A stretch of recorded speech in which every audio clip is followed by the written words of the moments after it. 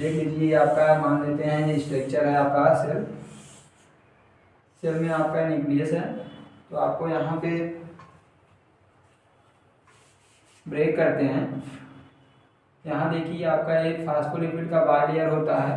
Phospholipid के bilayer component से बना होता है इस तरह से।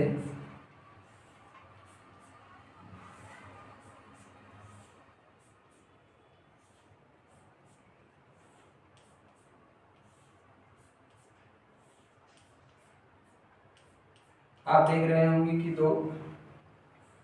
दो टेल इसके हैं और ये क्या है, हेड है। ये आपका हेड है और ये टेल है। तो टेल आपको दो दिख रहे होंगे और हेड क्या है, एक गोले की तरह दिख रहा है।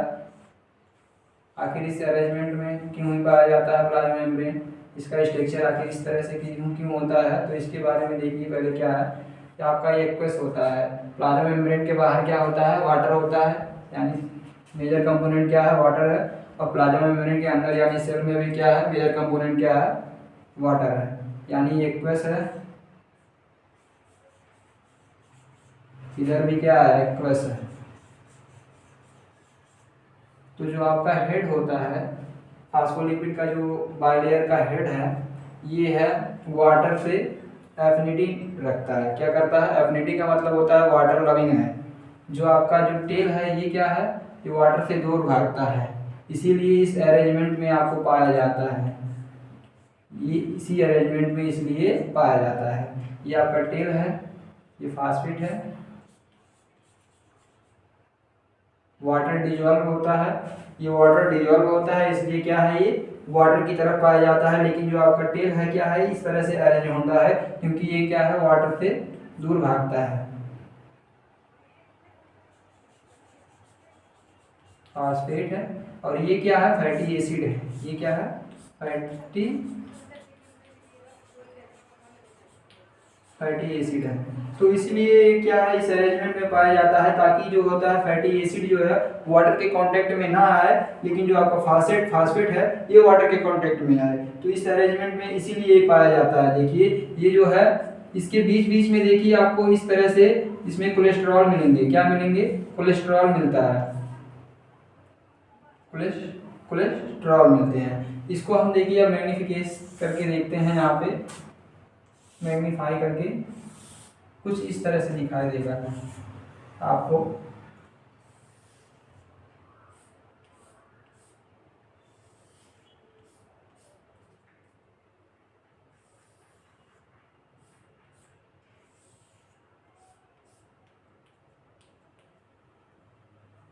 तो ये दो टेल होते हैं और एक हेड होता है। ये क्या है, हेड, ये क्या है, टेल है। तो जो आपका हेड होता है ये होता है हाइड्रोफिलिक होता है। ये होता है जो आपका हेड, ये हाइड्रोफिलिक है,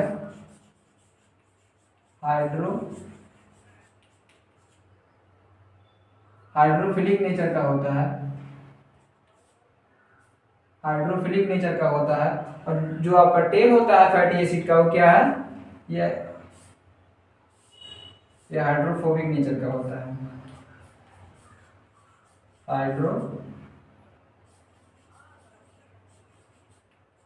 हाइड्रोफोबिक नेचर का होता है, यानी ये वाटर से दूर भागता है और ये क्या होता है, वाटर से लविंग होता है, यानी वाटर से उसको कोई दिक्कत नहीं, वाटर डिजॉल्व है और ये वाटर डिजॉल्व नहीं है। तो देखिए इस तरह से रहता है आपका सेल मेम्ब्रेन। सेल मेम्ब्रेन जो होता है फ्लूइड नेचर का होता है। फ्लूइड नेचर का मतलब होता है तरल प्रकृति का होता है।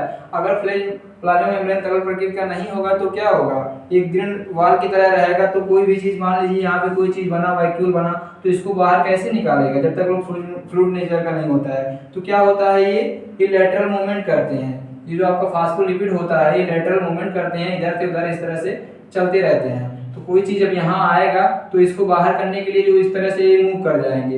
ये जो आपके यहाँ होते हैं ये लोग इधर में चले जाएंगे, इधर चले जाएंगे, तो थोड़ा सा यहाँ पे गैप होगा। इस तरह से ये क्या कर लेगा, एक्सोसाइटोसिस कर लेगा। एक्सोसाइटोसिस का मतलब होता है कोई चीज सेल से बाहर जा रहा है। एक्सोसाइटोसिस क्या होता है,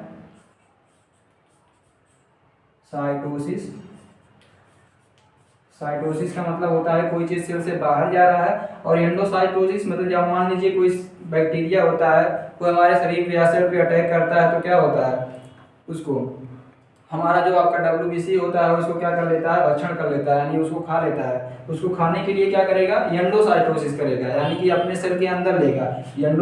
एंडोसाइटोसिस का मतलब होता है आपका सेल के अंदर।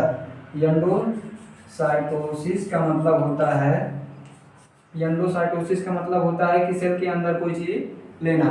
तो इससे वही एंडोसाइटोसिस तथा एक्सोसाइटोसिस जो होता है इसी के द्वारा होता है। प्लाज्मा मेम्ब्रेन जो होता है लेटरल मूवमेंट कर जाते हैं, जिसके द्वारा वो एक्सोसाइटोसिस तथा एंडोसाइटोसिस करते हैं। और देखिए जो आपका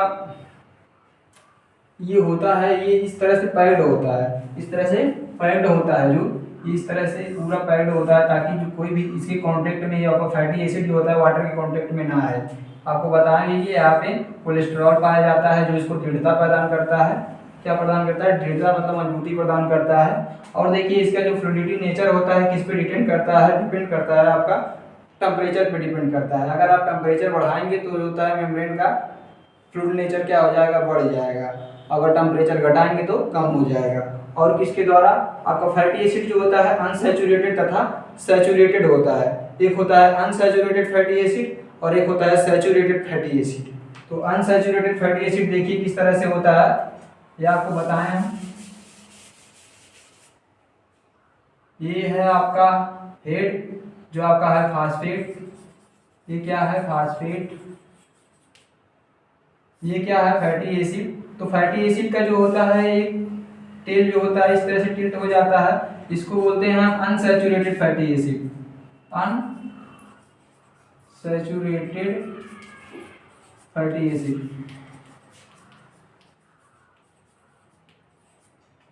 और जिसका आपका देखिए इस तरह से स्ट्रेट रहेगा दोनों, इसको बोलते हैं saturated fatty acid, saturated fatty acid. तो इस तरह से इस पे निर्भर करता है और टेम्परेचर पर भी निर्भर करता है। अगर आप टेम्परेचर बढ़ाएंगे तो आपका प्लाज्मा मेम्ब्रेन का फ्लूइडिटी नेचर जो है वो बढ़ जाएगा, टेम्परेचर घटाएंगे कम हो जाएगा। और जिसमें सबसे ज़्यादा क्या है सैचुरेटेड फैटी एसिड रहेगा उसका क्या होगा, जिसमें सैचुरेटेड फैटी एसिड का अगर जो संख्या ज़्यादा है तो वो क्या है, वो ज़्यादा दृढ़ है, यानी वो कठोर है, वो ज़्यादा फ्लूइड नेचर का नहीं है। लेकिन जिसमें अनसैचुरेटेड फैटी एसिड ज़्यादा है वो क्या होगा, वो ज़्यादा फ्लूइडिटी आपका होगा, वो ज़्यादा फ्लूइडिटी मेम्ब्रेन होगा। तो इसके बारे में बताएं, उसके बारे में हम देखेंगे आगे चल के। इस पे क्या है, ये इसमें कार्बोहाइड्रेट पाए जाते हैं, प्रोटीनों के बारे में बात करेंगे।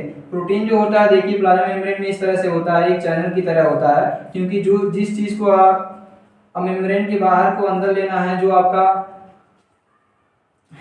इससे फैटी एसिड से लविंग नहीं करेगा, यानी फैटी एसिड से उसको दूर भागना है, तो उसको कैसे अंदर लेने के लिए हम प्रोटीन का इस्तेमाल करते हैं। तो प्रोटीन के बारे में बाद में बात करेंगे, पहले आपको इसको देख लीजिए। इतना समझ में आया है तो वीडियो को लाइक शेयर सब्सक्राइब जरूर करिए। Thank you.